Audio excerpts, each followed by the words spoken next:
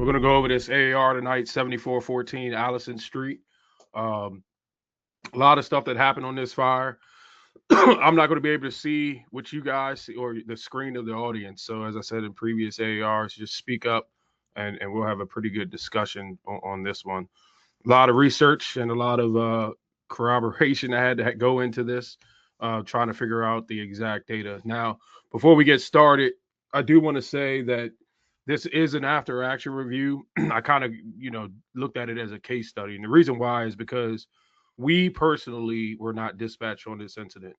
Um, but there's a lot of information about this incident that will play a role into the outcome and a lot of factual information that we looked at. So without further ado, let's go ahead and get started. We're going to listen, like I said, to a lot of audio and look at a lot of video, and we'll dive into the incident.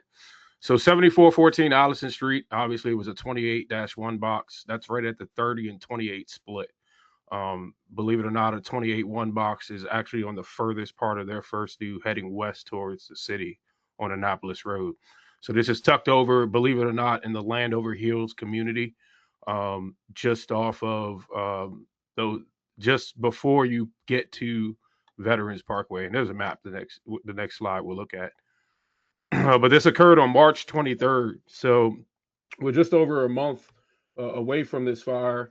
And the reason why it took so long to get the AAR done is because obviously you'll see it was a very in-depth incident. So before we get started, for those that don't know, the Bowie Fire Department they lost a member not too long ago. Actually, within the last 24 hours. His name was Stefan Jones. I've known him for probably I would say 15 years. I know we got Chief Havens on here. Our condolences go out to you. Stefan was a emergency dispatcher three for as long as I can remember. So just keep the Bowie Fire Department in your prayers, and we'll just give a quick 10 seconds, a moment of silence for him and anybody else that is affected by his loss.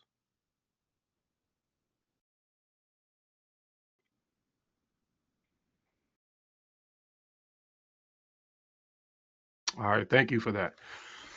All right, now moving forward. All right, let's get into it.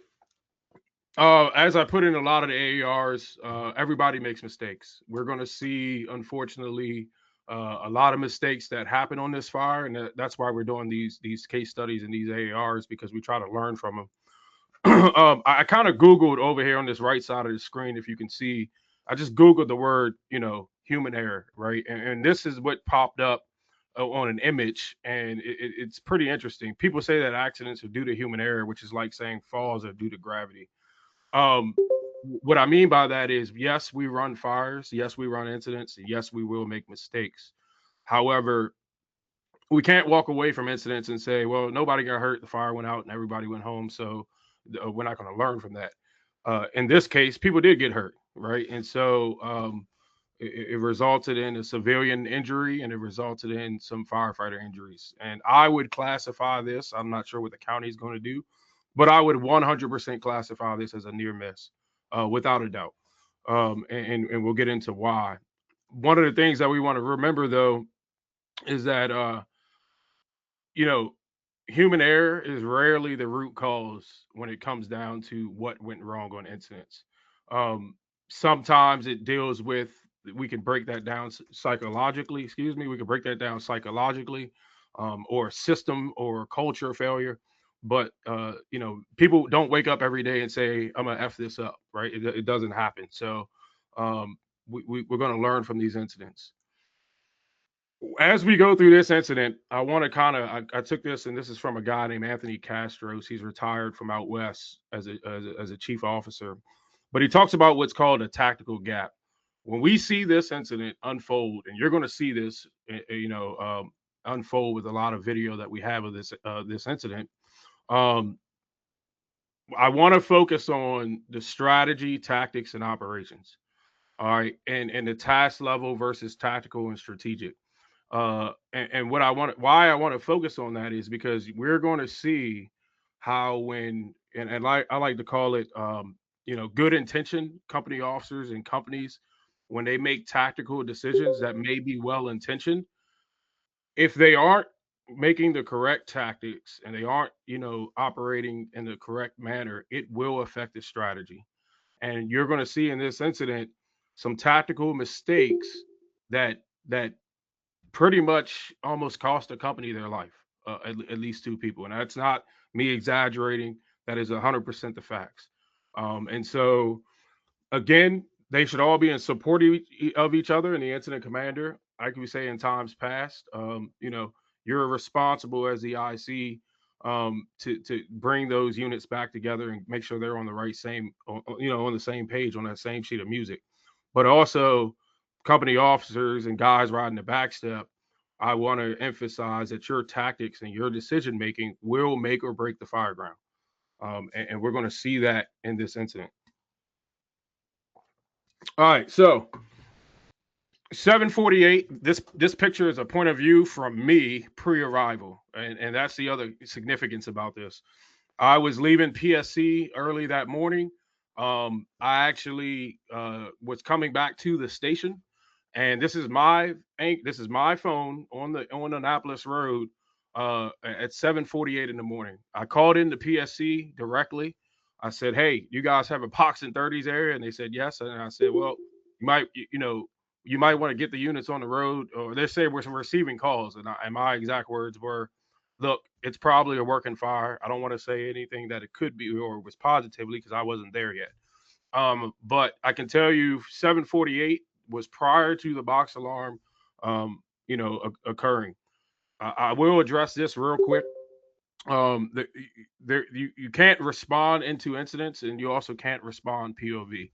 My actions prior to the arrival of 30, I was there before any other person. And 30 was the first new engine company there. And when I pulled up, there were people screaming outside that somebody was inside. And I realized that I would block units out with my positioning, so I went back and reparked my vehicle, and then I ran back up the street as 30 was laying out. So that's where we get a lot of this first information from. But this case study was literally, we're going to look at, we looked at metadata from cell phone devices and videos to try to put together a timeline.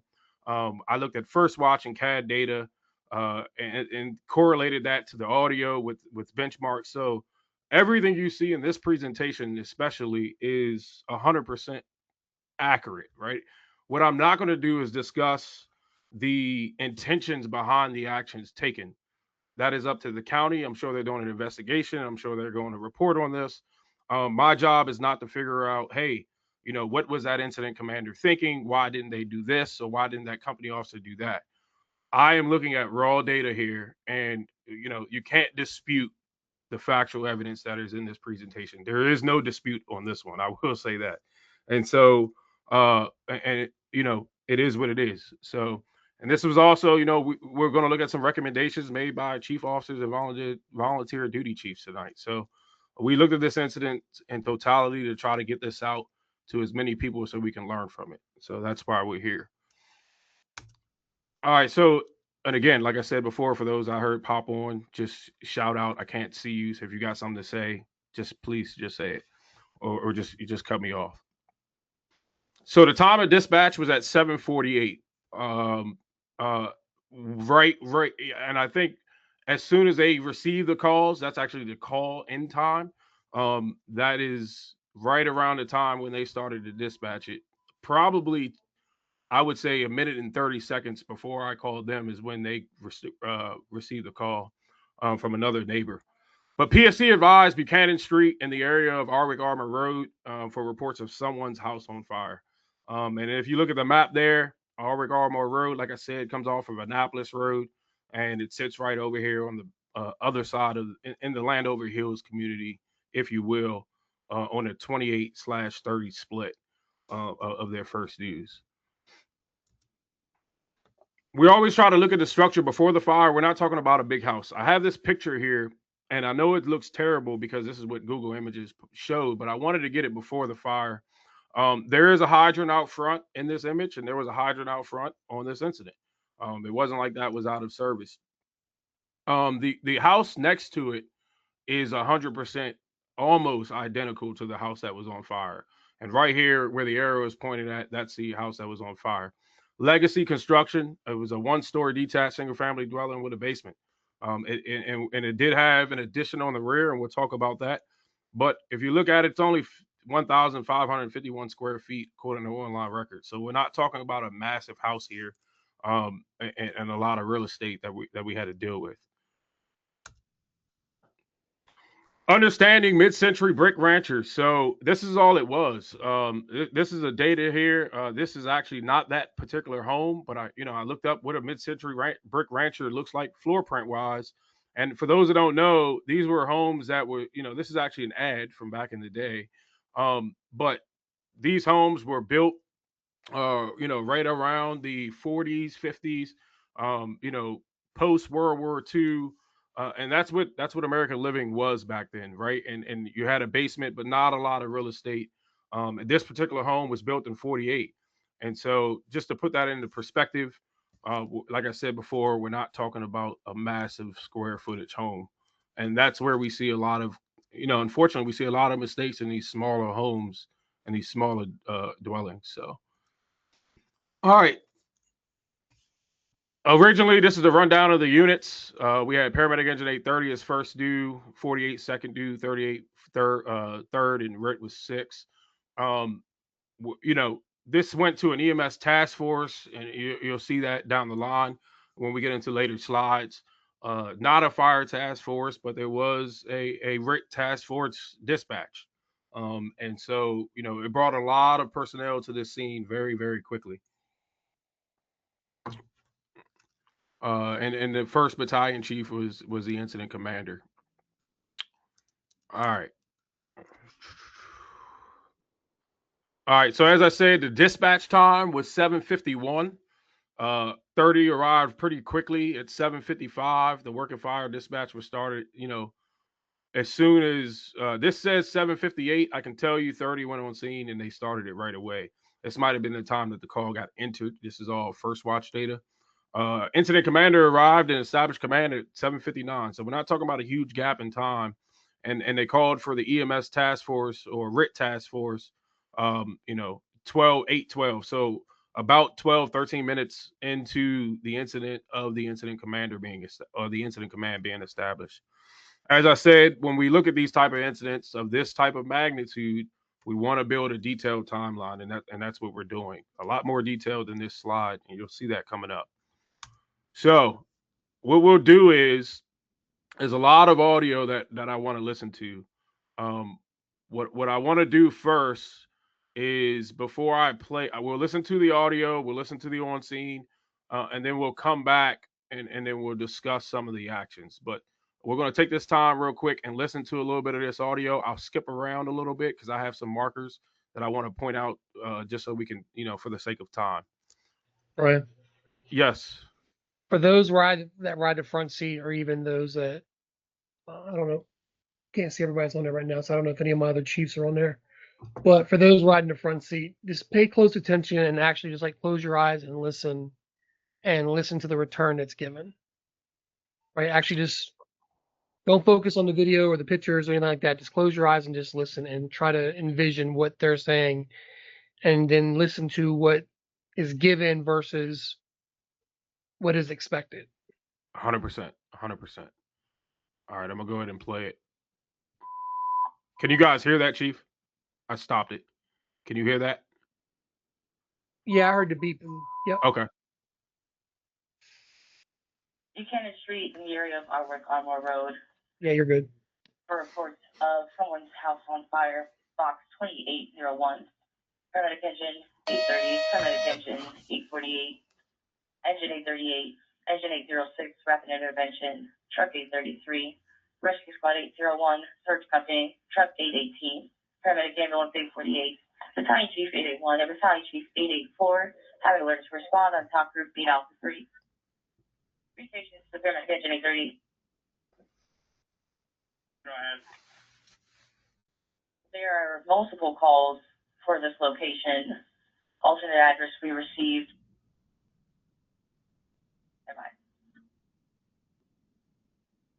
Also now just we received 7413 Buchanan.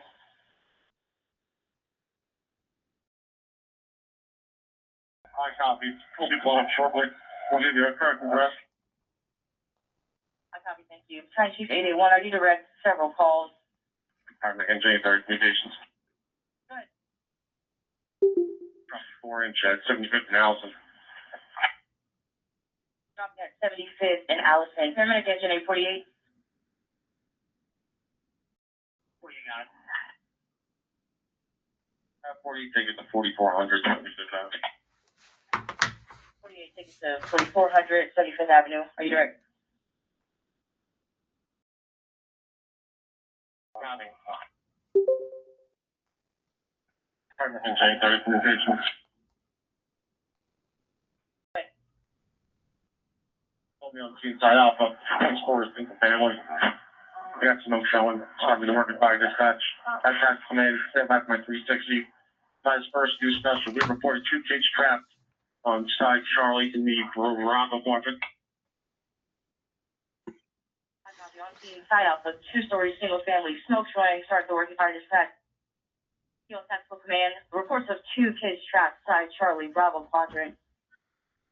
Communications Time Chief 81, are you direct? I'm direct. See if we can get the correct address. I copy. Paramedic engine 830. When you have the address, please advise.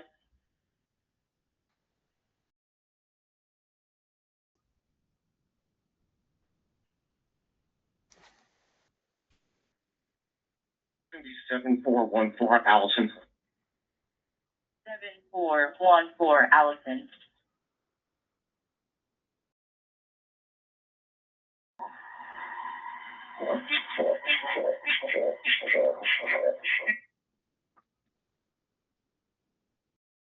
Communications to all units responding to the fireground. 7414 Allison Street is the correct address. Time Chief 81.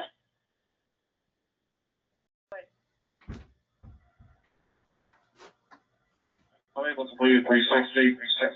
It doesn't appear we have any basement access. Although not through the basement involved. We taken our attack entry side Alpha.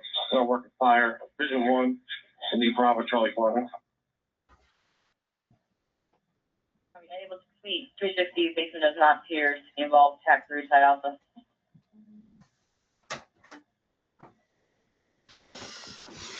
Time Chief 881. Did you want to add 2 additional transport units? We have 2 so far.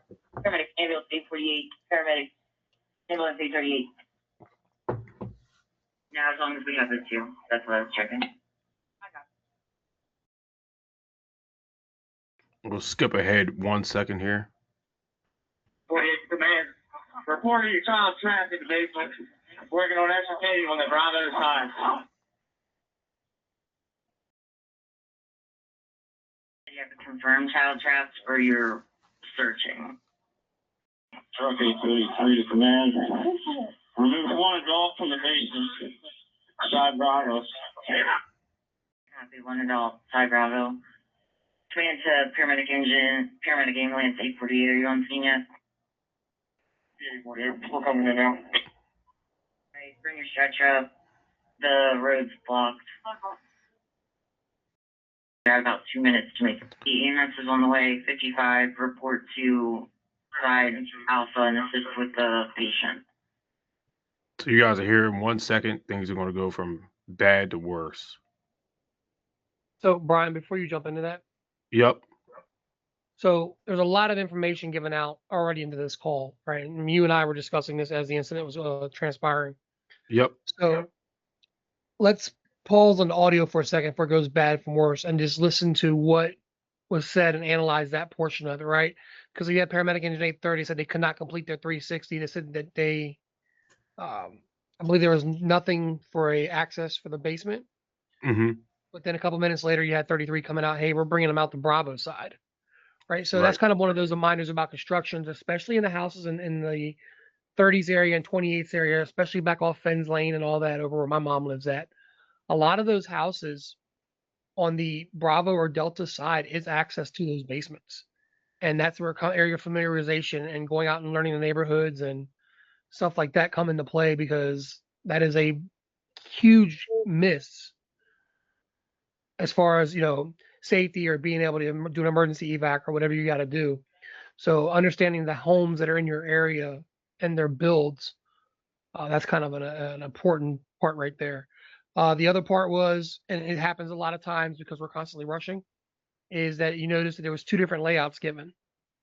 Right, so that kind of, number one, will trip up the actual initial arriving officer because he sees one thing, and he's like, "Oh crap, let me change it up to this." And now his mind's distracted or messing up, and it has to think on the fly.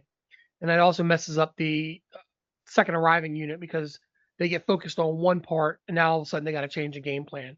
I know that's part of the job, being able to think on the fly, but that's one of those distractors that we want to do it best at all times to try to avoid. Absolutely, and that's a powerful point, Chief. And you guys will see, and those listening, and those that will listen to the recording, in a few minutes as we progress, you'll see what Chief is referring to about that basement, and where that location was. We got some good images of that. All right, so we'll go Quick ahead and finish. question. Yes. When they took the lap, do we know if they went Alpha, Delta, Charlie, and did not complete the full lap to see Bravo? So Chief, or Battalion Chief Wells, what we'll see in the video, and what I know from being on scene, the lap was not completed. The Alpha side, the company officer, um, ran down to the when I walked up, after reparking the vehicle, they were there. The officer ran to the Bravo side and then ran to the Delta side, but stayed on the Alpha side. So all he did is run. I mean, it is, it is what it is. But there was no lap, and there was no. And Chief Pastel, we'll get into what he mentioned as well with this incident. But there was no extra effort, if you will, for lack of better words, to get that lap completed. There was no lap from the Bravo Delta side. It was just all visual running to, or I should say, across the Alpha side of the home. Gotcha. And which unit was attending to the patient on side Alpha? I missed the unit. So originally it was 48 as the PA, and then the incident commander, assigned her third due engine. I'm sorry, her assigned 55, as to help out with the patient. 33 was the one who pulled that patient out of the basement. Gotcha. 50 attached garage. You're talking about. Detached garage. Attached. We have a large fire load on the Charlie side. Attached garage. Charlie side fully involved.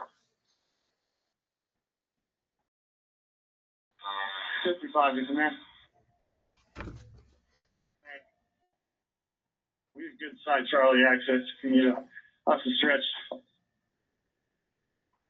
you were told to assist with the patient. Right, we're coming up. No, EMS, come in. I'm coming down the road. It sounds like you got more than two patients. You only have two transport units. Recommend more additional transport units, please.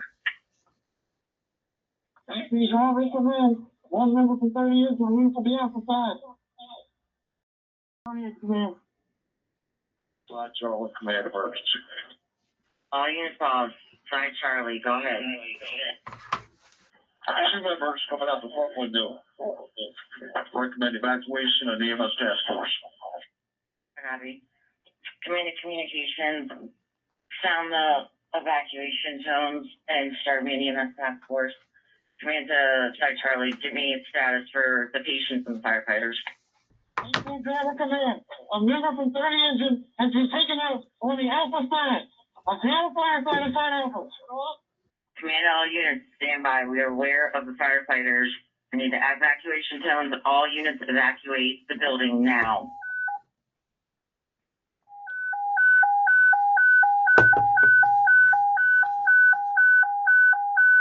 Brian, Paul's right there. All right, Chief. So the reason I said that, okay, and I don't see any of the officers command officers on there, but I do have a couple drivers and stuff on there. Okay. When they call for the evacuation tone, there is a specific general order, and in the red book, which every command officer should have, is a specific way to do the evacuation. And it's done that way for a reason so that you can, I don't want to say stick to the script, but you get the words out that needs to be put out, and that the proper information gets relayed. The other thing that we as a county have started failing to do dramatically is that during evacuation tones, drivers are not doing their responsibility. Okay. And we have several drivers on here. And just to reiterate, if you are a driver and you hear the evac tone, your job is to start hitting long blast on the air horn. From this incident seen here, and along with several others throughout the county, that does not happen the way it should. You are to do the long blast because there may be people that don't hear the radio transmission, but you start hearing a bunch of air horns going off. That's a red flag, and it's kind of, hey, maybe we should get out the building because that's why they're doing it. So I just wanted to point that out, that number one, there is a proper procedure for the evacuation, which was not followed. And Brian, I don't know if you have it with you or if Chief Postel has his book with him, that we can read that script a little bit later on. But number two is that for the drivers to understand that when that does happen, you have to do that long blast of the air horn. That is an attention getter. Trust me, you start hearing air horns inside of a structure, it will get your attention and you'll automatically react to evacuate a structure.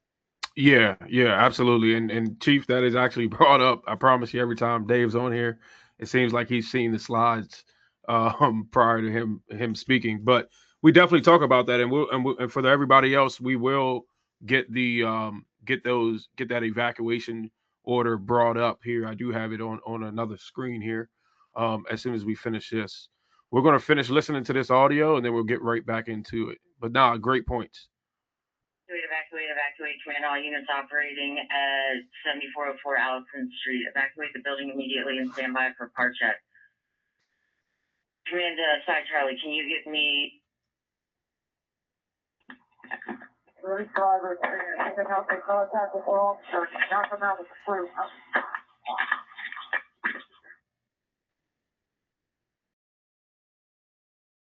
Copy. The 30's officer did not come out with the crew. Command 2-6 and truck 14. I'm going to activate RIT. So we're gonna go ahead and pause the audio, and we could dive into that all day. And again, I'll send out the link to the audio. That's not a secret. But what we're gonna do now is, based on what we heard, let's watch what actually unfolded. And again, we got a timeline that we built out for this incident. And I promise you, the videos are not as long as that audio. That would be the longest stretch before we proceed on with the slides. So let's watch what happened. So at this moment in time, we're at 7:55 and 7:56. And for everybody watching, especially the younger guys, and for anybody else that watches the recording, I want you guys to focus on when 30 arrives. Like Chief said, they gave two different layouts. They laid out, and then they ended up pulling up their own hydrant. So this, you'll see in these videos, this 4-inch never gets charged. And we'll talk a little bit about that as well. But this 4-inch does not get charged. And that's the reason why. But it doesn't mean they don't have water. So when I pull up, this is what we see. Now, I want to focus on this video here, and we got plenty more of them, I promise. But if you remember the incident, the company officer, and the only people on scene at this point in time is 30. And this is after I repositioned my vehicle and walked back up. There's a volume of fire right here, and where my cursor is on the delta side of the structure.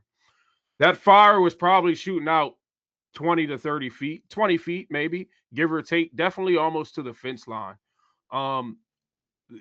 Chief Pastel would talk about it, and again, he did an amazing report on this fire.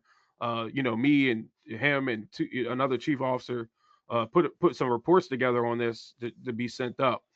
But the one thing that he mentioned was maybe some extra effort could have happened by coming in the adjacent home, walking in this yard to actually get a better view of the structure, or on both sides. So just something to keep in mind for our company officers. I always say it all the time. There's not a lot of good reasons that 360 can't be done. And so we got to get them done. And you'll notice on this fire, that is a catalyst to a bunch of, the domino effect happening. So just see that volume of fire there, and you see the smoke. So let's go to the next slide. So here again, the only people here is 30. That is their line that they pulled off the rear of their engine. The 360 does not get done. I was there. I mean, I'm just being honest. I verified it. The officer ran this way and ran this way. Something of note that I should mention is that and I don't have this in the PowerPoint, but when I walked up there, I heard 30's officer tell his crew, it's not in the basement. I'm going to say, you know, y- you better be able to bet your paycheck it's not in the basement. And when you see in further slides how bad this could have been a line of duty death, you understand why I would classify this a dear miss and how close we were. So we'll go ahead and play this video. And this is at 7:56 when I finally get in front of the home. So, Brian, real quick, Yes, sir. I'm looking between that tree right there. That is Yeah. orange, correct? Say that again. Between the tree where the car is, look between the tree. Yes. Am I looking at orange or am I looking at part of the tree? What am I That looking at? right there is all fire. Yes, blowing out between the tree. And they went on the scene with just smoke showing. Yes. Okay. Just want to clarify so everybody's on the same page and that detail to be paid attention to. Yep. No problem. And I want everybody to look at this smoke as well, and we'll talk about that in a second at the end of the video. And I apologize for some language you might hear in these videos.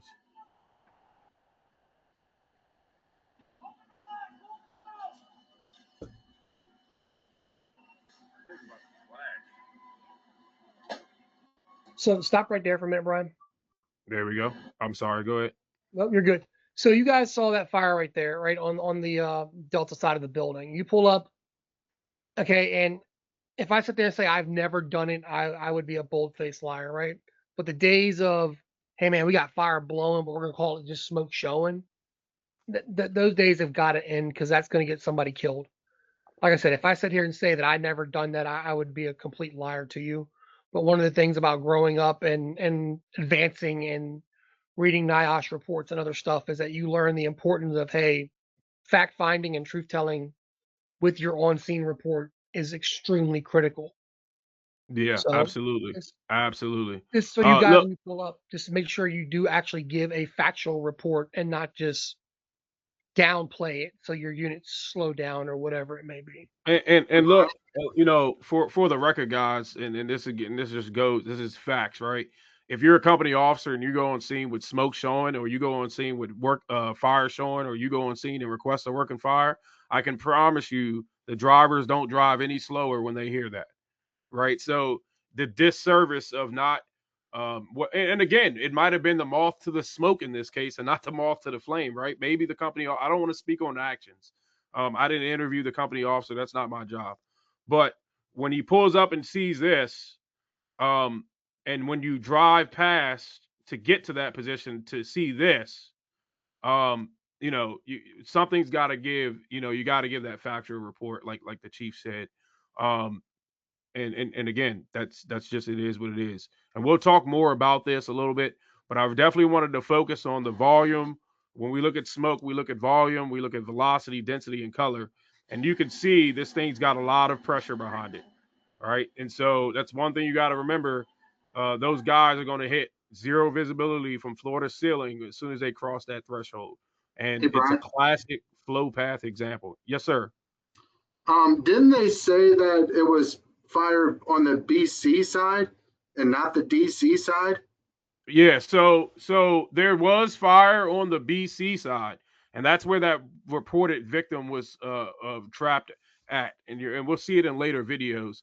But yes, to answer your question, yes. And this was a reported two-story building, correct? Yes, yes, correct. All right, so where are we at? All right, so we're here. We've watched this. And now we're going to go to the next video. Um, I don't want to focus on too much, but what I want to show is what transpires now. Now again, 30 is the only ones on scene. I'm trying to be very careful here. Yeah, we're good.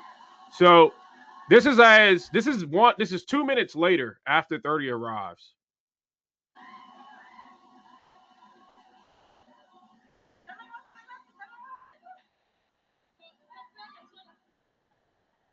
All right, so we got a single hand line still. 30's there.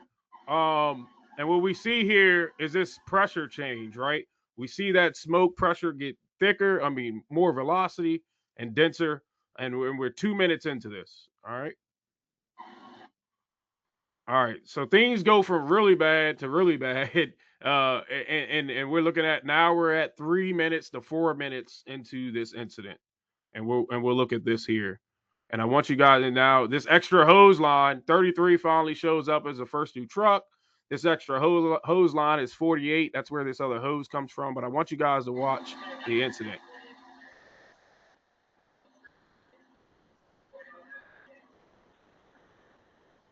So on that video, in that short clip, you see 33 getting ready to mask up on this side. They're trying to get, you got some guys from 48. They stretch a second line, and you can still see the structure.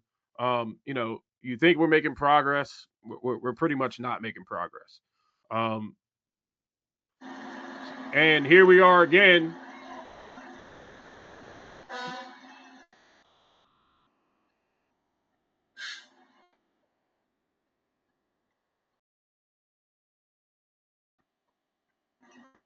And so here we have that second line trying to get put in place. One thing I do want to iterate with this incident. Listen, I get it. It happens, but it goes back to firefighter one basic skills. If I'm on a working fire and I hear a pass device like you guys heard there, it should be noted as a problem. And so we got to mind that. The other thing that we're going to get into later when we get into this, the operational reminders that we can learn from this incident. This guy here in the white shirt, if you notice right there, that is Battalion Chief 884. And Battalion 1, the incident commander, you guys didn't hear it in the audio because we skipped over it.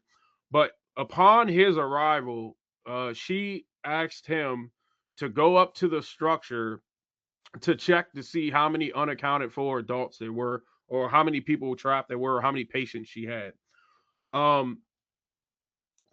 We'll get into later why that probably wasn't the best idea.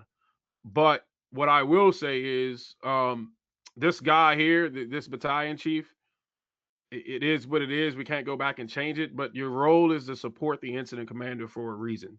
The second arriving chief officer is to support the incident command post and create an incident command team.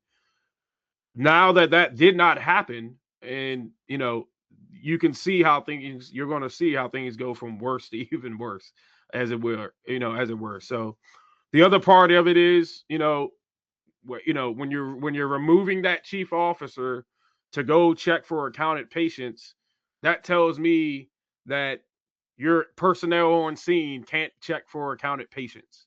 I'm not going to get into was people wearing PPE on this fire. We can see obviously it's not, right. What I am going to, again, my job is not to get people in trouble. My job is to reveal facts so we can all learn from them.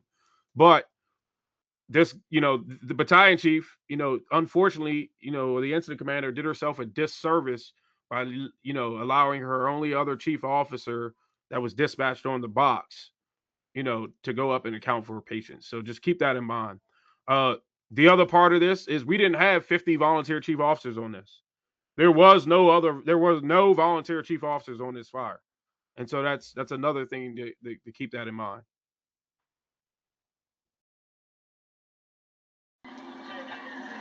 All right. So 8:04, we're about 8 minutes into this. I think that's about right on the timeline, 8 minutes. But 8:04, we're not looking at too much longer. Very, very short video. We see the smoke change here. Another video at 8:04. Now, what I do is I walk down the Delta side of the home and Bravo side of the home, and notice what you're seeing here.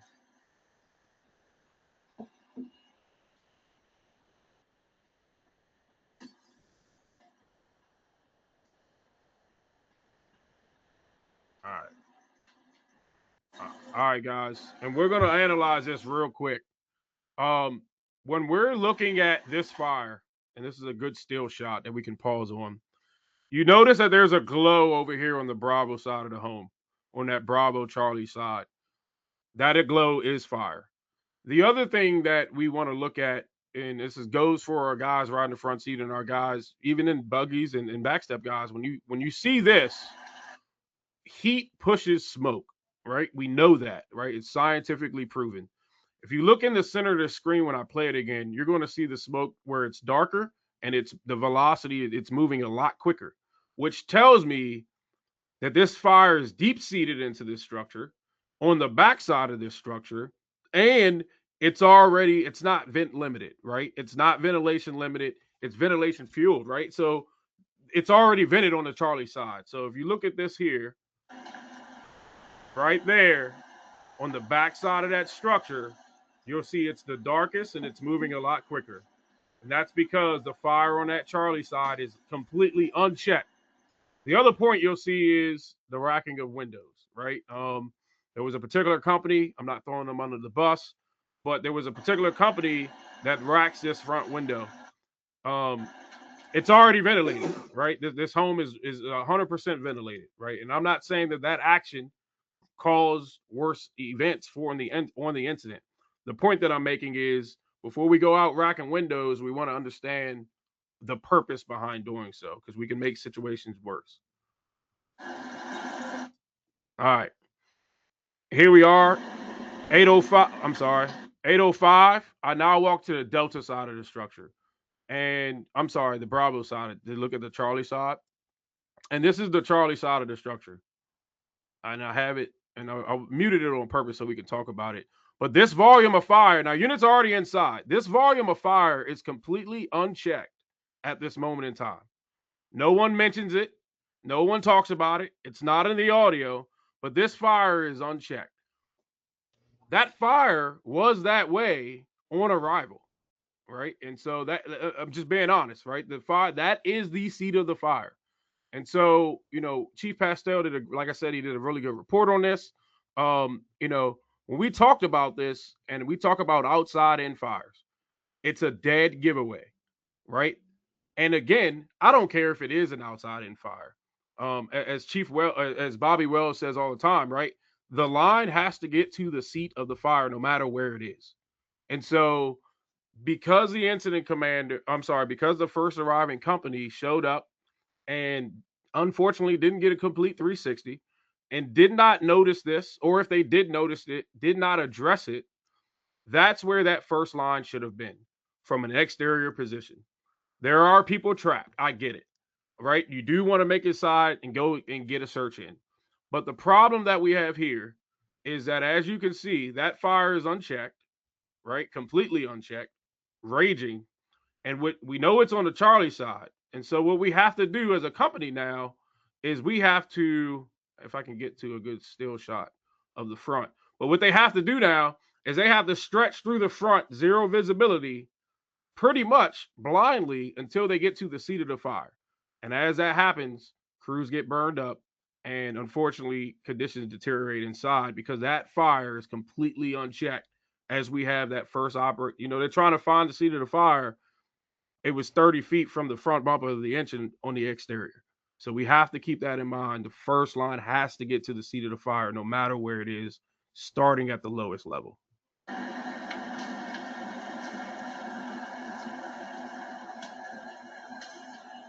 You can see some other windows being racked out here. And there we have it. All right, so here we are 2 minutes after that video. And again, this is all corroborated by metadata. It's not made up times. We have some interesting things happen here. I'm gonna zoom in, and what you'll see is that company officer, that crew member from 30 bailing out on his stomach, right? And what happened? Well, we stretched the hand line in and we try to make it, 1,000 feet back, or not 1,000 feet, square footage, but we try to make it 30 feet back into the back of this house. And unfortunately, we couldn't get to the seat of the fire, the flow water. So you see that guy bailing out on his stomach. And we'll play that one more time so everybody can see it. But if you look here, you'll see guys starting to bail. And by this point in time, we've already started to have 2 members bail out of this bay window. They are already bailed out of this bay window. You can see them over here. All right. Now, again, at that same point in time, we have that company officer coming out. We have units still coming in. There's still, this is at the point where they got people unaccounted for. Right? They don't know if they have everybody. That was that radio transmission you heard. Right? And so we got people who bailed out of the bay window. We got people who are crawling out the front. Hey, Brian, And by the, yes, sir. is that the duty chief out front in the white coat? That is the battalion chief who went back, gave his report on the, yeah, that's the battalion chief who went back, gave his report on the occupant status, and then came back. And this is where he remained on the duration of the fireground. All right. So here, if you look here, excuse my language. But if you look here, we got this fire in this bay window that's unchecked still. We got people still half into the structure, half out of the structure. We got a burned up firefighter over here, a couple other burned up firefighters there.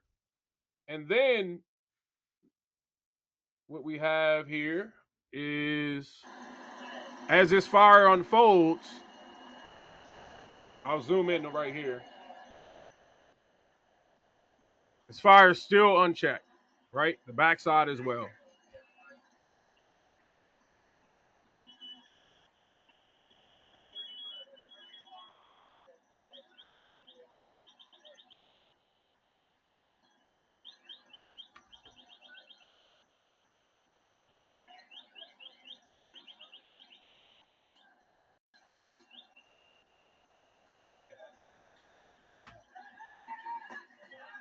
Now, Brian, while that's playing and there's not really any audio with it, there's always the old saying that, you don't need to see the fire or see the house to run an incident. You have to go based off of pictures that are painted and information being provided. But when you have an incident that is going south, you need to move your command post or do something else, because just for context, the incident commander did not have a clear line of sight to this structure. So there's something to think about as you guys. Randy, God rest his soul, always taught me that, him and Bill Corrigan said to me all the time that you don't need to see a building to run an incident. You have to have that picture painted to you in the returns from your people. Well, when they're doing that much work and that busy and that much chaos, and you're not getting those returns, you're going to have to move at some point. And I do believe, as long as for a command officer point of view, and Chief Postel and Havens can maybe correct me, but if you turn around and say, hey, I moved my command post and I'm now in the front seat of 30's wagon, or I'm up at 30's wagon because I couldn't see where I was at, as long as you have that articulation, you should be okay, if I'm not mistaken.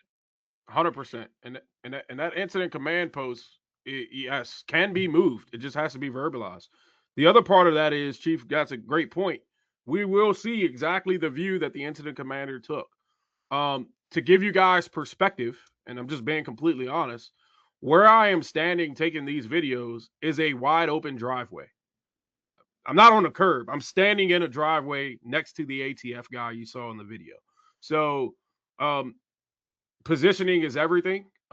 It's even for, and I did it in a recent article in the newsletter about incident commanders and their buggy positioning on incidents. But you're absolutely right. You definitely have to, you got to be able to get those returns, but you also want to verify what you're hearing with what you're seeing if you can. With that being the case, in this incident, in this video right here, we see that fire is still unchecked. What you guys also saw was the power lines go, right? Nobody accounted for the melting and arcing power lines that were arcing. I would say probably 5 to 8 minutes into the incident, if that. And nobody accounted for that until they started to spark and finally dropped on the fence. And then everybody bailed off of the fence. And I don't chuckle with that to make light of it. It's just all these things that we're missing that on this fire we should be able to, learn from. So just keeping that in mind as well. All right, let's go to the next slide. All right, so 810. We're looking at it now. And again, we still got guys inside. Right? We still got guys inside. And they're starting to try to get some water on it, try to get some conversion. That guy right there is flowing water. He's directed by that battalion chief. Don't cross the threshold.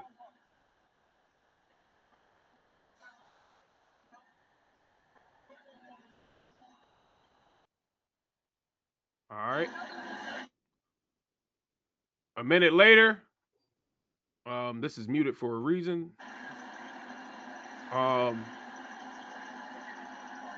We're sitting here.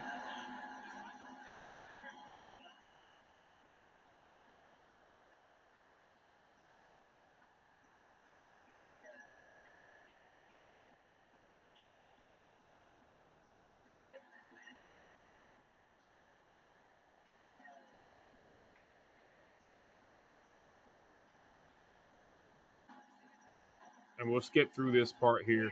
We're just getting some conversion, some water, some smoke conversion. Now, here's the catch, guys. And then this room lights back off briefly.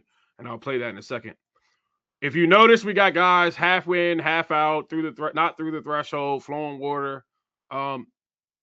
Look, as me, Chris, Kendall, Chief Sumner, Lee Havens, we always say this. There's only 3 modes of operations. Right? There's 3 modes of operation. That's investigative, defensive, and offensive. That's it. If you're transitioning, that is a defensive attack until you make it offensive. And here's the catch though. Anytime a mode of operation changes, you have to announce that over the radio, and that wasn't done. And so that's why you see these units. Listen, they were told to evacuate. The other part of it is there's a tactical retreat, which says I can, retreat from an immediate dangerous area and to where the incident commander says, and I can bring all my tools and my equipment. Listen, evacuation means evacuation, get out, right? If we had a collapse, we would have units, as you guys saw, when they hear evacuation, still trying to bring the hose line out with them. Evacuate means get out. Right? And we have to keep that in mind. Fight the fire that you can to get you out safely, but don't start trying to drag hose lines back out. We burn them up, we'll buy new ones. But if we had a roof collapse in this fire, unfortunately, that would have been another catastrophic event that would have been predictable. So we just have to keep that in mind. We also have the brown smoke there too, which is also showing that it's actually hitting the structural membranes. 100%, right? Like Battalion Chief Wells said, it's not a contents fire; it is a structure fire. All right. So apparatus positioning, and we'll wrap up the slides here shortly. We don't have too much longer, but we're going to go into what we learned from this. So apparatus positioning, here we are. So truck 14, 30, and 33, they did a pretty good job. I took a picture here to show you that I was in an empty driveway. There is nothing on this side of the sidewalk right here where my mouse cursor is, all the way down to the incident command post when she arrived. All right. And so that's where your immediate apparatus was positioned. Here, if you can see here, that there is Battalion Chief 884, the second arriving battalion chief. There is the incident commander. Right on the other side of that tree, if you can see that's the ladder truck there, and that's the battalion chief there. She could have, even in the middle of the incident, positioned up here to the rear of truck 33, but there was not a significant hindrance other than that's where the incident command post ended up being. So just keep that in mind. All right, so here's the view, right? The incident command post is right here, and the second battalion chief, which is Battalion 4, parks right here on the curb. So incident commanders, you got to be a little bit flexible when you park your apparatus. Units will arrive and try to block you out or will block you out, but you have to be able to try to see the building as best you can. Or like Chief said, move the incident command post. So diving deeper into the incident, we're looking at these red flags. We talked about them in the last AAR: improper risk assessment, lack of incident command, lack of accountability, inadequate communications, and lack of SOPs or failure to follow. Again, the dominoes are stacked against us. We say this every AR, but these things are predictable. And in this fire, they were 100% predictable. What happened was predicted that was going to happen. Now, what I did was I took screenshots because it was well written of Chief Pastel's report. And again, myself, Kendall, Chief Havens, and I know a few others looked into this incident, and Chief Pastel wrote this report. And so I took screenshots of what he wrote, and we'll talk about it. So again, the layout issue, right? Listen, they laid out at 75th, like Chief Sumner said, but they ended up with their own hydrant. They went on scene with a 2-story, right? It's a 1-story with a basement. All right, so you got to understand that you got to be able to paint that picture correctly as best as you can. Everything that you're going to see from here on out is tied back to a red flag or general orders, right? The on scene report. This is from the general orders, right? Verify the address, number of floors, occupancy, construction, all that stuff. Here's the biggest one: conditions found and pertinent information, right? And so, what do you have truly, and that can be accomplished with your on scene report. Now, an on scene report's different than a 360 report, right?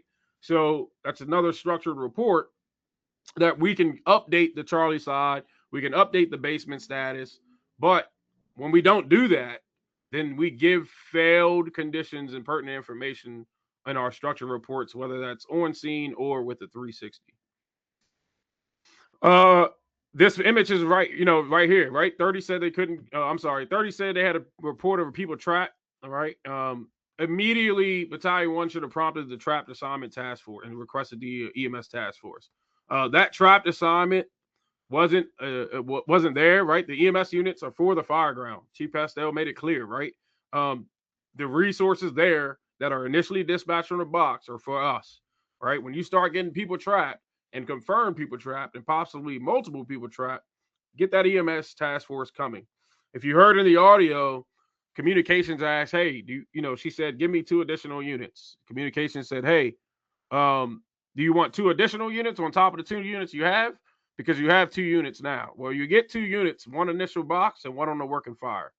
Well, you got to understand her response by saying, and this is no attack against her, it's just the facts, but she responded by saying, as you heard, note those 2 words suffice. That is setting you behind the 8 ball before anyone arrives on scene, right? So just keep that in mind. And again, like Chief Pastel said, going in this yard would have given him a better vantage point of the rear of this home. All right. And so, and even doing that on the adjacent side, or he would, they would have been noted that the fire was completely on the outside of the structure at first. Here's a battalion chief. Like I said, nothing was hindering her, right here, right? And so her incident command post was here, and that was the house. So her reports that she was getting was all the way back from here.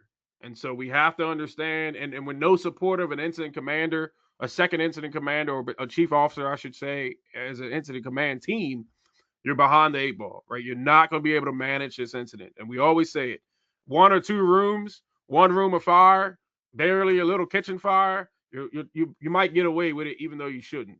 When we start having injured firefighters and trapped civilians, you're not going to manage that incident alone effectively in today's fire service. It's just not going to happen. And so,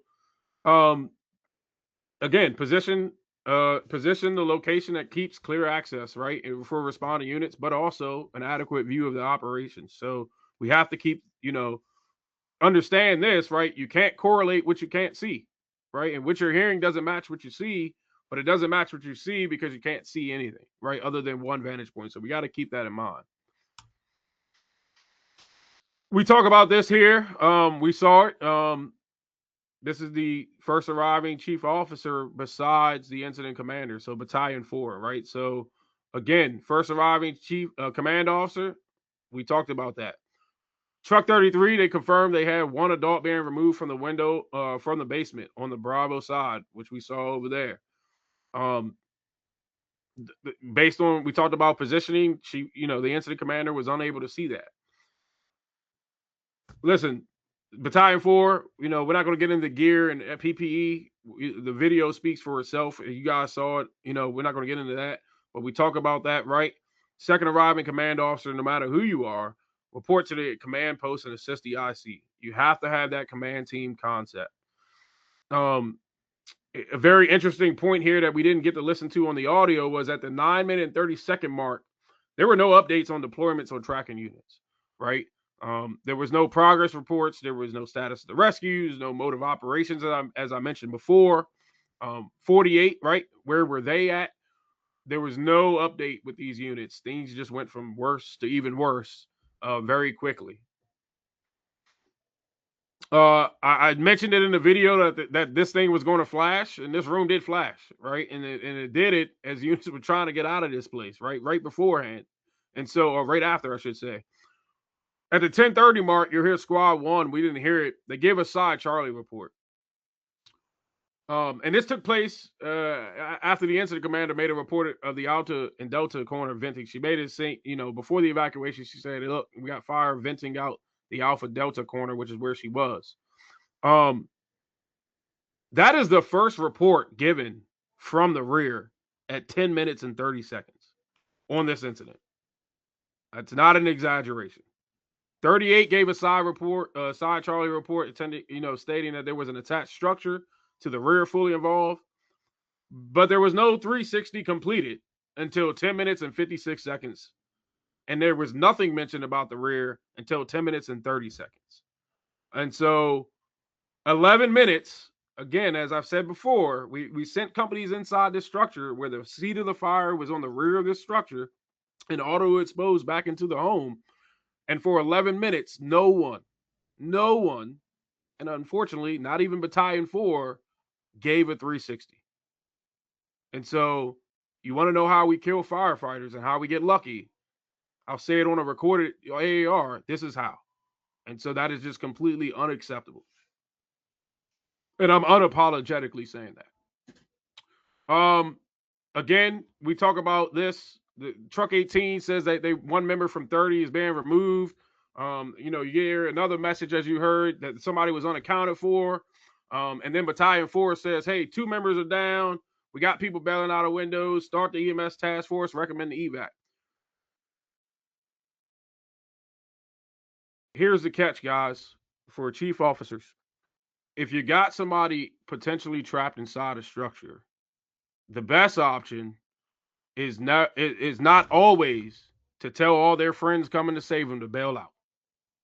Right? We understand that RIT team is going to get deployed, but who are they being deployed with if everybody else is bailing out? And so not every time you hear somebody unaccounted for, the first thing we got to figure out is who is. And then the very next thing we got to figure out immediately is let's call the Mayday. The incident commander should call the Mayday. The battalion chief should call the Mayday. The units on scene should call the Mayday. We assume that the firefighter who's unaccounted for can't call the Mayday. But even if they did call the Mayday, the next best option when they do is all their friends coming to get them is not leaving.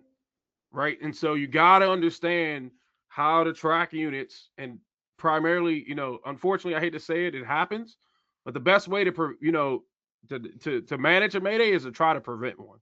And again, if you have one, understanding, hey, look, let's keep flowing water. Let's get people out of there. Let's figure out who's unaccounted for. Let's call that Mayday. But again, you got to remember that. 38 had a bird. Yeah, go ahead.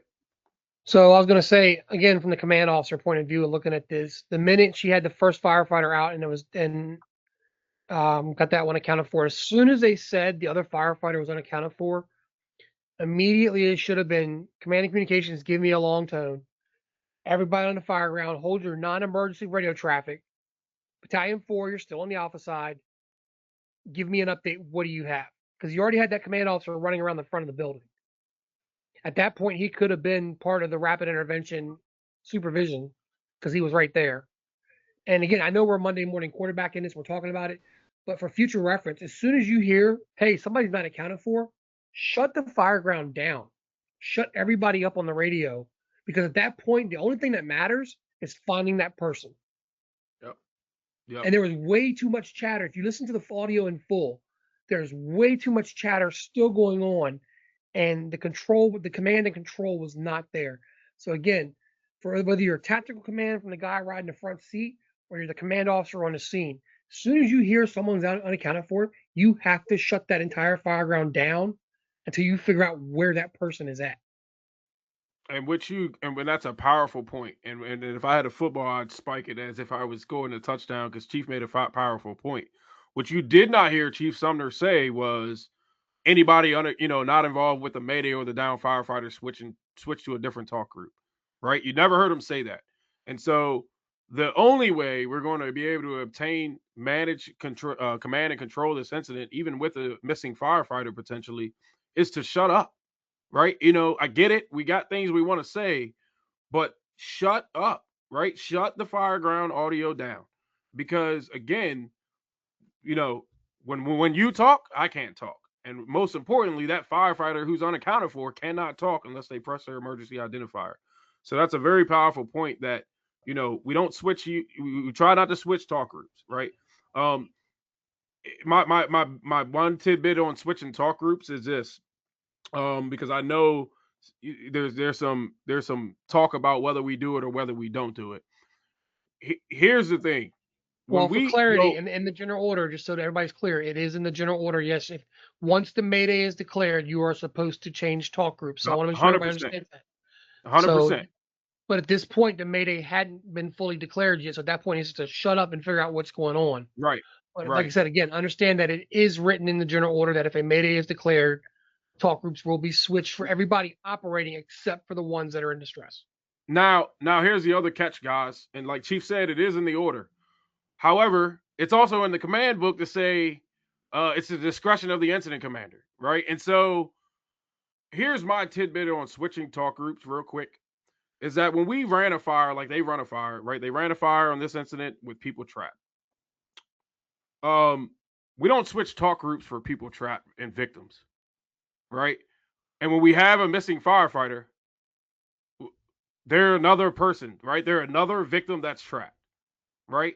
So the hope is, and the other thing is maybe I'll switch to a different talk group and it might not be the right one. So, like Chief said, even before the Mayday, or after the Mayday, whatever that decision the incident commander makes, just keep in mind that when you got units that you can't even count for now, switching to a different group, and maybe you have another person unaccounted for, remember, we got to understand that delineation, right? And so that's what Chief is talking about. Regardless of the decision made, you must have command and control and accountability and tracking of your units. The other point of this is, we could talk about 38. They said they had a priority message. They were told to stand by. Um, you know, Again, somebody's got to call the Mayday. We already talked about that, right? The request for a RIT task force was not from the incident commander.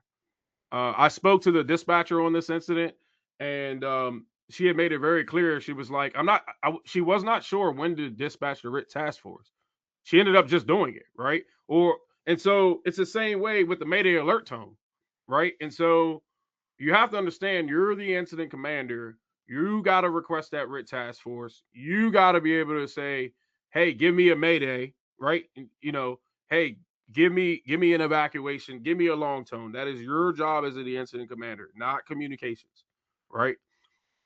We can go into this here about the 2 in 2 out. I'm not going to get too much into that, but here's the catch is the catch is we got to be able to shut everything down, like Chief Sumner said, and say, hey, who's missing? Let's try to account for them. We talk about this stuff, some other contributing factors. We saw the ventilation uncoordinated. We saw, multiple hose lines through the same entrance. Well, that's probably because multiple hose lines went to one place, right? Very few hose lines went to the rear. We talk about the incident command team, and we talk about, apparatus positioning. We got to understand that, we got to get these resources there, including that second chief. Now, let's get into here, but we're going to wrap up in a few more slides, and then we'll have a lot of time for discussion. I'm watching the time here. We're right around that hour and a half mark. After the fire finding, so I went back to the scene, and I'll say this full transparency. And but the homeowners were there, right? The homeowners were there, and I spoke to them, and obviously confirmed they were the homeowners. We'll say that with other people that were there, and I got some after the fire pictures, and they allowed it. They had no problem, and I explained why, and it's not abnormal that that this has been done. Again, if you don't do it with the permission of the homeowners, full transparency, that's trespassing, right? So here we are after the fire. We got a one story, we can see this. And there's a couple things I want to focus on. Here's that rear structure they were talking about. So that is the detached garage. And this is what they refer to as an attached garage, right? All of this. There was a minor collapse there. Obviously, you can see that. But this is a rear enclosed porch that was added on, or a rear addition that was enclosed. The catch is this, guys. This is. I'm not a fire investigator. I would assume it started somewhere back in here. Well, that's where the seat of the fire was. But what I will say is, anytime, and I wanted to bring it up, DC, their fire department, they have specific operations that mention rear porch, attached porch fires. And of course, they do a front rear concept where the second due engine goes to the Charlie side. No matter who goes to the Charlie side, which if we do a 360, that first line should have came back here to the seat of the fire. That's where that line goes, right? Somebody has to come back here and get to the seat of the fire, like I've mentioned a few times already. That line stays committed if you can, right? I get it. You got people trapped, but maybe a driver brings a portable deluge monitor, but something has to get back here. Now, what I also want to show you guys is this. This is that entryway Chief was talking about, and this is actually from the Bravo side of the structure, where the large volume of fire you guys saw shooting out on the Charlie side. This is that entryway he was talking about. And like he said, in most of these houses, you can enter on a Bravo or Delta side. Typically, that's probably a kitchen, and that's where the basement steps are. Now, here's a view of the basement steps. That victim was found here. So you can see the drywall, and here's a picture on the right of the basement, untouched, pretty much, tenable space. So the basement was not involved. However, if this originated to the basement, or we had some type of collapse into the basement due to degradation on the floor joist on the first floor, or we had any type of drop down extension, we probably would have had, very catastrophic issues for the crews operating. The other caveat to that is, in this picture you'll see here, the victim was found here. That victim was pretty much trapped, right? That victim, I'm sure smoke inhalation overtook him and stuff like that. But him being in the basement was probably the best place for him, right? Because as you can see, if he comes up these stairs, it's over with, right? And so just putting that into perspective, how close this was. The other catch is how close it was to actually being extended into the basement with crews operating over. So there was no confirmation of this upon arrival, other than the company officers saying it didn't appear to be. The other part I want to bring up is, if you can see here, and this is just a lot for the guys that are riding the front seat, or they start noticing things before or after a fire when it comes to the smoke and heat. This thermal layer got all the way down to here. And one reason why is because it was already vented on the rear, and it wasn't a ventilation limited, right? It had plenty of oxygen. The other part of that is, when we open this door, we are now all going in through another opening and creating that flow path, right? And so just keeping that in mind, it's already unidirectional in the rear. It's already vented out the rear until we open this door and we go through it. And you can see how low that thermal layer and that heat got on that front door. So just keeping that into perspective of how bad this got, and why I 100% would consider this a near miss.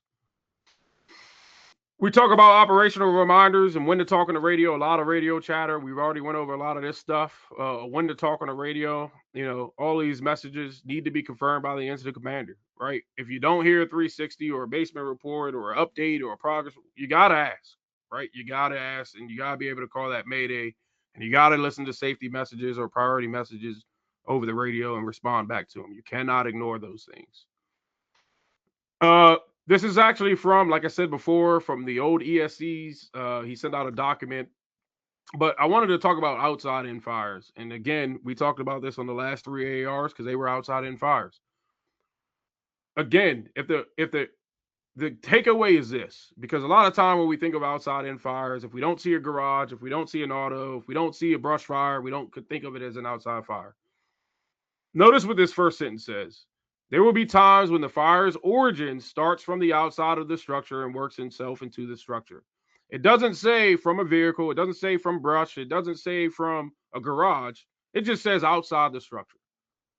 If we look at that and we say, hey, look, the seed of the fire is started from the outside of the structure and it works itself into the structure, then our response needs to be flanking that fire from an exterior position, right?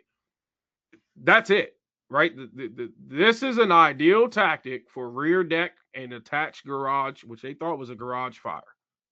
Here's the answer, folks, right? It's right here. And so when we do these AARs, we're not trying to Monday morning quarterback, but, in some ways we want to learn from them, but we keep repeating the same mistakes, the same exact mistakes. And one day we're going to end up paying the price. And so we have to understand that we got to get ahead of this before we pay the ultimate price. We talked about the incident command teams, and this is directly from from the orders, right? So they got to be able to. That second command team has to happen. So we talk about outcomes, and I believe this is wrapping up the last slide. The outcome of this event, right? Our input. This is called the theory of change: input, activities, output, outcome, and impact. Our input, and our activities on this fire. What actions did we take? Well, they weren't the best, right? We did a lot of work, right? But what were the results? What was the outcome, right? The intended and unintended effects of our results and our activities was 9 firefighters injured. That's it, right? We had 9 firefighters, and as Battalion Chief Wells told me back in 2021, look, that's not our intended outcome, right? We cannot say 9 firefighters got hurt, but they didn't die, and we didn't have to read obituaries, and so therefore we're going to keep doing business the same. Right? 9 firefighters got injured. And because that's not an intended outcome, we got to figure out how to change our inputs and our activities on these incidents. Because if not, then we're going to have people coming in and they're going to be asking, well, what's up with your organizational culture operationally? And unfortunately, we're going to say, hey, we had these outside in fires and we did the same thing 5 times in a row. Why were we surprised on the 6th one? And so I know that may be blunt. I know that may be harsh. However, for those listening later and those listening now, that is the direct actions of our actions, right? And so we have to keep that in mind. A lot of work that went into this. Again, Chief Pastel, Havens, Wallace put a lot of work into helping me get this information. Just a QR code for those listening in the future to reach out to me. And now we're opening it up for some discussion. So, Brian. Yes, sir. Rambo put into the chat, upon the initial size up after 30, did his lap or half a lap or U-shape or however you want to describe it as. Is there a possibility of the windows letting loose afterwards? No. So those windows did not let loose. Those windows got taken. And I know that probably wasn't seen. I think he's talking about initially. So when you look at 30 sitting up in the front yard or in the front porch area to go in, right when they were there by themselves. Remember, I pointed out on the Delta side of the fire blowing. Yeah. He was asking, do you think that the windows could have popped after he looked down the Delta side or after he looked down the Bravo side? That is what I'm talking about. Yeah, no. Great question, Rambo. Did those fires pop? No, those windows pop after the fact. No. Again, I was there before 30, and I'll speak firsthand knowledge. That there was fire blowing out of that window when both sides of this joint when they arrived. And so when that fire that you saw was not a failure prior or after the size up. That window had already vented. And so I think what it was is, and again, remember I had to reposition the vehicle. So I don't know if 30's officer just didn't pick up on that. and gave his size up from the windshield. I know there was some talking going on in the front yard, but again, that window failed prior to anyone's arrival. I can tell you that. But that's a very good question. That's actually a very good question. The other part of that is that free burning fire that you saw on the Charlie Delta corner, if you will, was also there upon arrival. Good question though. All right. Any So other questions? Go ahead, Chief. We'll let you take it no, away. you were probably going to say the same thing I was. Chief Pastel, I do believe you were one of the ones that was there as well, if I'm not mistaken. Do you have anything from your perspective on this? No, I wasn't there actually. It was one of them early morning group texts of something going on in the county that I was just listening to and just happened to listen to the entire incident.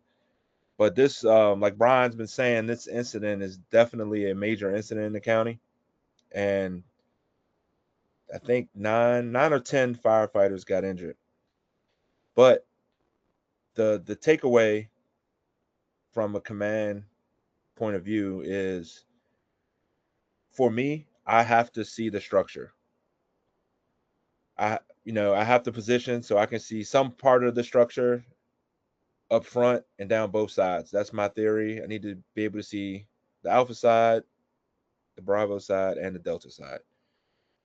The information that was given to the command officer was not correlated through the entire incident at all. And I think there was a major command failure. Now, circling back to the Mayday situation, she can't manage 2 channels by herself, which was a failure on her point because Chuck, and I don't care her name drop, but Chuck was Battalion 4, who is a great command officer, was told by the incident commander to assume a role. Like we mentioned before, that's a no-no.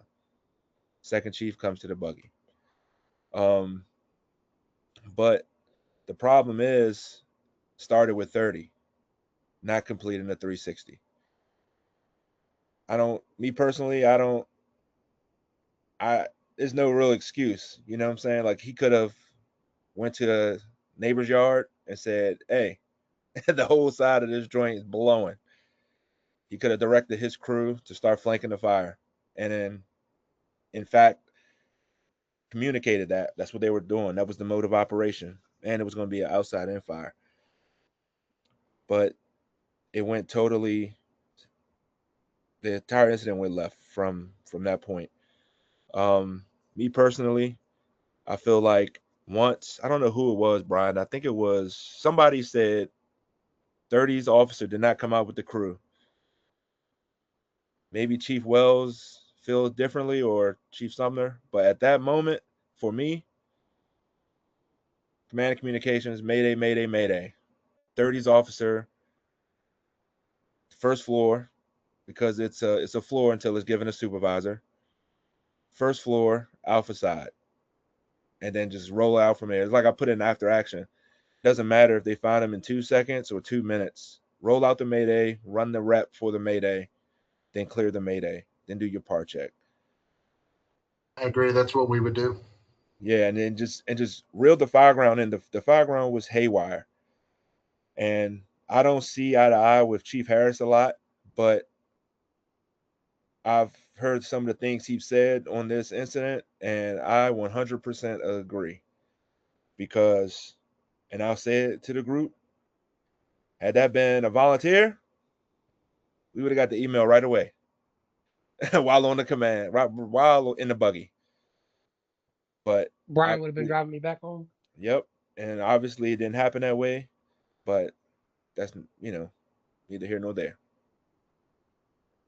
Are duty chiefs allowed to take command? Yes.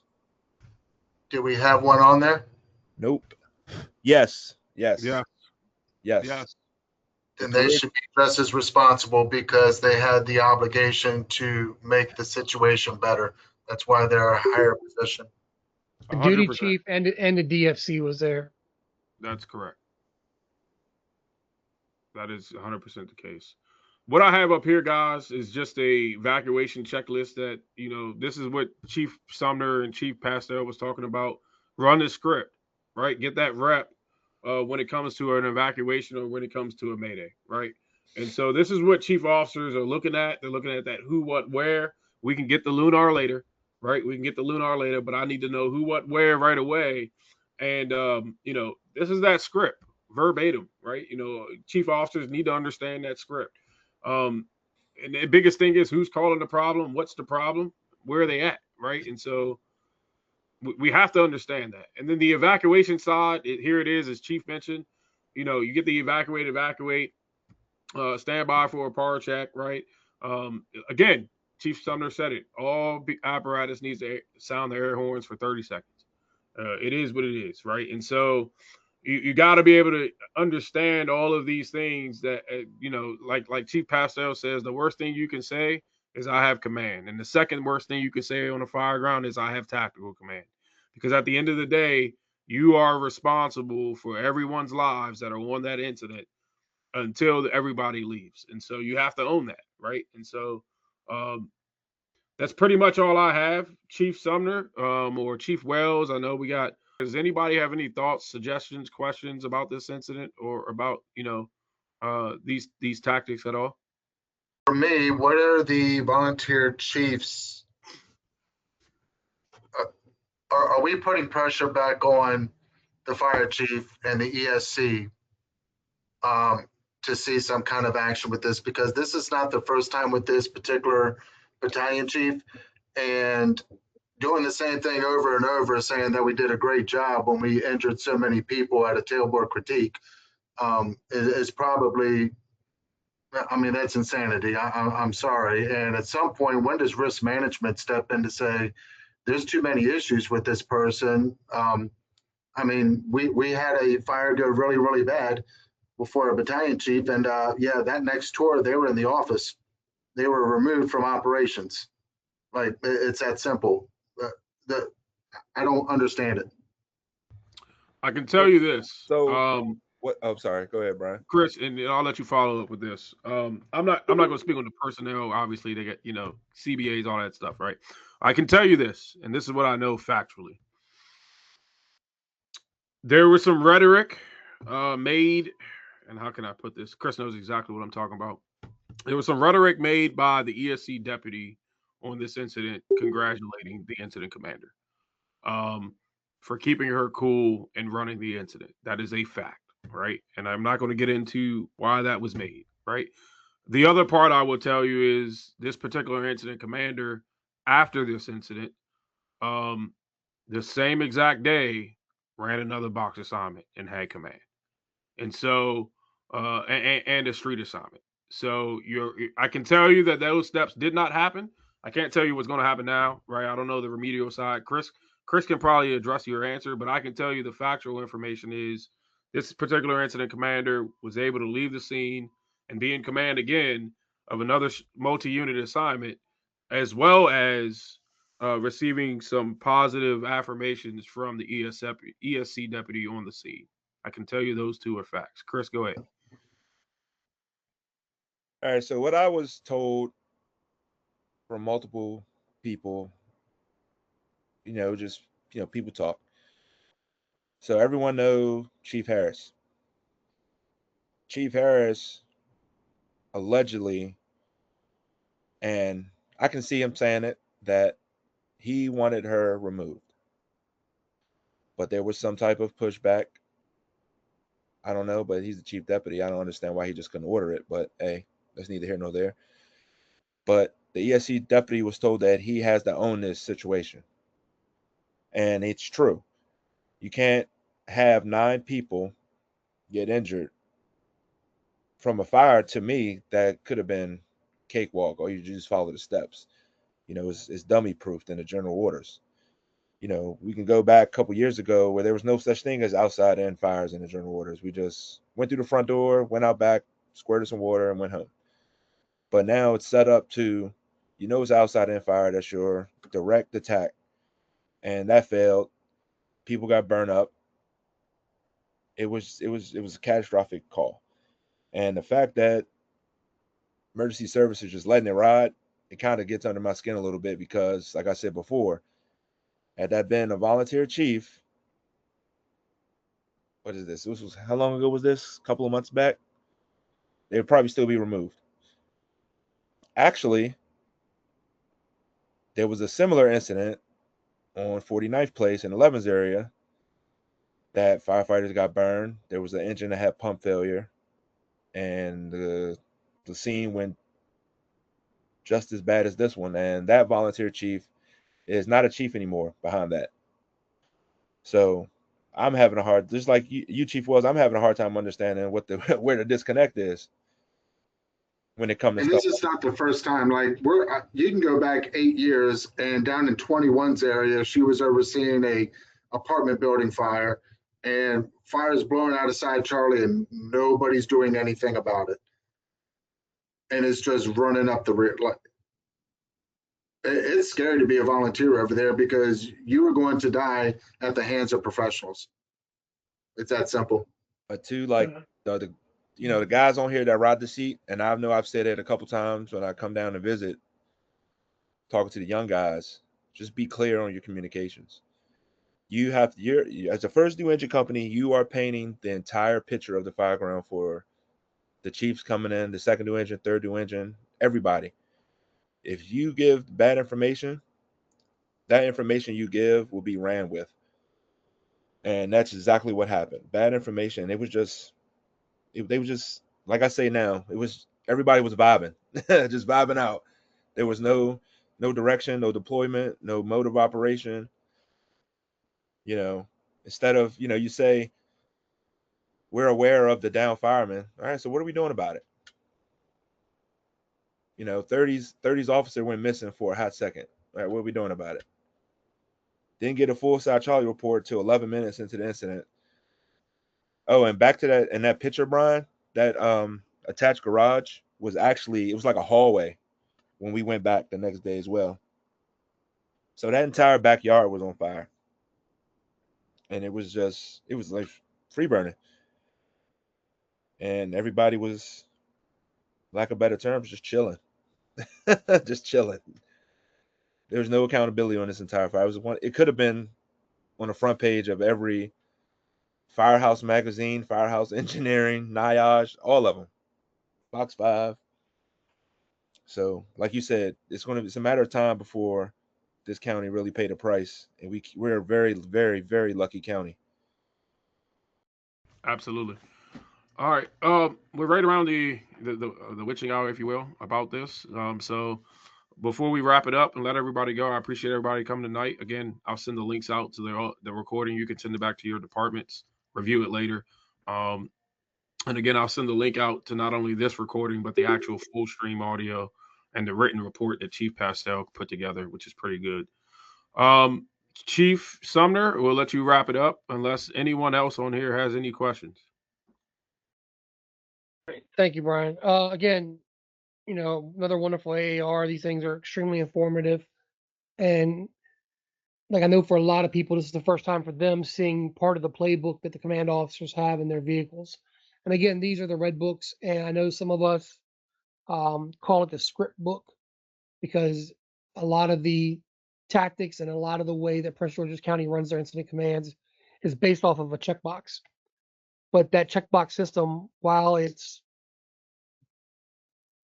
questionable at best sometimes, because sometimes you don't necessarily have to follow the way they want it done, it does come in handy for quick references when you do have situations like the Mayday or an evacuation that you don't do every day. You do have that script, you do have those prompts, and it helps out. If you guys have not seen one, they are on Target Solutions. If you go on Target Solutions under the My Files, there's a command book section. You guys can go through there, and it shows everything from active assailant to the working fire spreadsheet or working incident sheet, to the multi-alarm sheet, and as well as multifamily dwellings. So there's a lot of good information in the book. Like I said, but a lot of people do call it the checklist book.